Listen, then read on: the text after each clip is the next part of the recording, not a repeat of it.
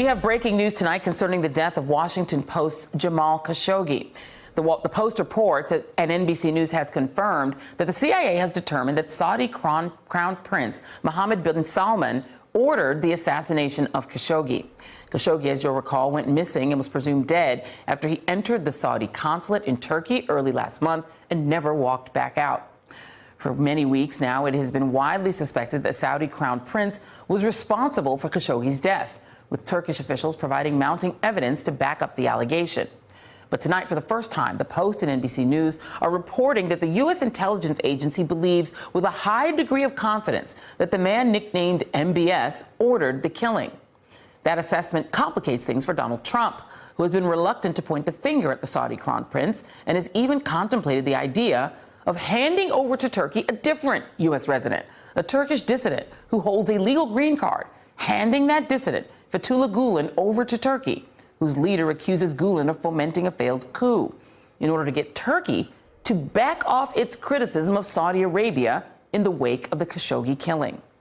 In a statement to NBC News, the Saudi embassy in Washington said the claims in this purported assessment are false. We have and continue to hear various theories without seeing the primary basis for these speculations. And joining me now, MSNBC counterterrorism and intelligence analyst Malcolm Nance, and Ned Price, former CIA analyst and former senior director and spokesperson for the National Security Council during the Obama administration. He is an MSNBC national security contributor. Malcolm, I'm going to start with you because you've made a lot of predictions that have borne out over what would happen on the Khashoggi killing side of this with MBS. What do you make of the CIA assessment and the concurrent information that the Trump administration was considering handing a Turkish dissident over to Turkey, knowing what do you make of those two pieces of information?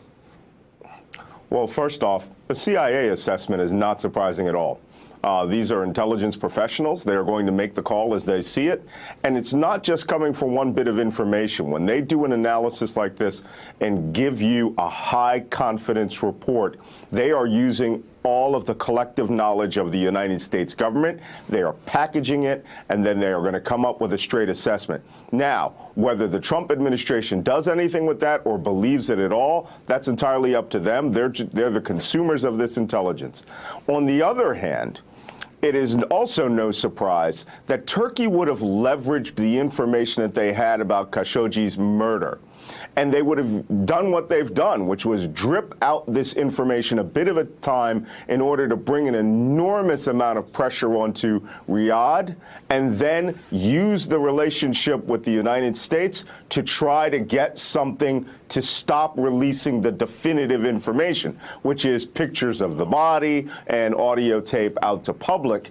And to do that, they would want to get Fethullah Gulen, a U.S. resident here in Pennsylvania, the same person that Michael Flynn was supposed to be secretly paid $15 million for to extraordinarily rendition him back to Turkey and most likely to his death. Yeah, and that is the disturbing piece, right? That the idea of turning this man over in exchange for the information. And Ned, some of the information we know, and this is not confirmed by NBC, but Washington Post reporting that the CIA examined multiple sources of intelligence, including a phone call that the prince's brother, Khalid bin Salman, the Saudi ambassador to the U.S., told Khashoggi that he should go to the Saudi consulate in Istanbul to retrieve the documents, and gave him assurances that it will be safe to do so. In a normal administration, what would be the response have we had this kind of information about a country that we are allied with in many ways, like Saudi Arabia? Well, Joy, I can tell you what the response wouldn't be. The response would not be to send the Secretary of State over to meet with Mohammed bin Salman days after this murder, when it was already quite clear there was at least a circumstantial case that Mohammed bin Salman himself had ordered this murder. At that time, we knew that close associates of Mohammed bin Salman were in Istanbul for the operation, took part in the operation. We knew it was premeditated. We knew that the Turks were claiming that there was high level of Saudi complicity in this, and yet Mike Pompeo went over there and he stood there shaking hands with Mohammed bin Salman, smiling the whole time. I think the response would be something akin to what we have seen in other punitive cases, where there are sanctions leveled, where a reevaluation of the relationship takes place. And we have not seen that. And we've not seen that because the administration made a very strategic choice, even during the transition, to hitch its wagon to Mohammed bin Salman. Mohammed bin bin Salman has essentially dictated our foreign policy in the Middle East as it pertains to Iran, as it pertains to the rest of the Gulf, and as it pertains to this devastating war in Yemen, now home to the worst humanitarian catastrophe on the face of the earth. And the Trump administration, to this very day, shows no sign of recalibrating that relationship, even in spite of this mounting evidence. Yeah, absolutely. And indeed, the other sort of disturbing element of this, Malcolm, is this meme about Khashoggi that circulated on right-wing sites like Breitbart and others after his death. And just a little bit from the Washington Post, a theory the CIA has developed is that Mohammed bin Salman believed that Khashoggi was a dangerous Islamist who was too sympathetic to the Muslim Brotherhood, according to people familiar with the assessment. Days after Khashoggi disappeared, Mohammed relayed that view in a phone call with Jared Kushner, his friend, and John Bolton, the national security advisor, who's long opposed the Brotherhood and seen it as a regional security threat. So the idea that the same memes that were circulating on right-wing websites were sort of feeding this animosity toward this journalist.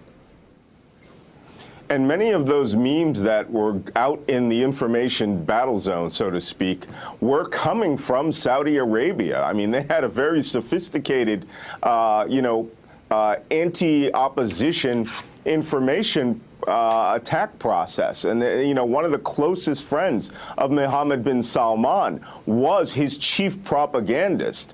But that being said, that this would enter our information sphere and go into right-wing media, especially with regards to the accusation of him being a member of the Muslim Brotherhood, which, by the way, if you don't know it, in the Arabian Gulf, the Arabian Peninsula, the Muslim Brotherhood is considered, far, far more dangerous and insidious to them than Iran. And they just have a pathological hate of that group. And so mention the Muslim Brotherhood over there, you can get practically anything that you want. And so it's not surprising that these ideas would have been picked up by American right-wing media, and that would have made its way to the White House. Wow, disturbing information. Malcolm Nance, Ned Price, thank you both very much. Appreciate you. Thanks for checking out our YouTube channel. Subscribe by clicking on the button below for more from The Last Word and the rest of MSNBC.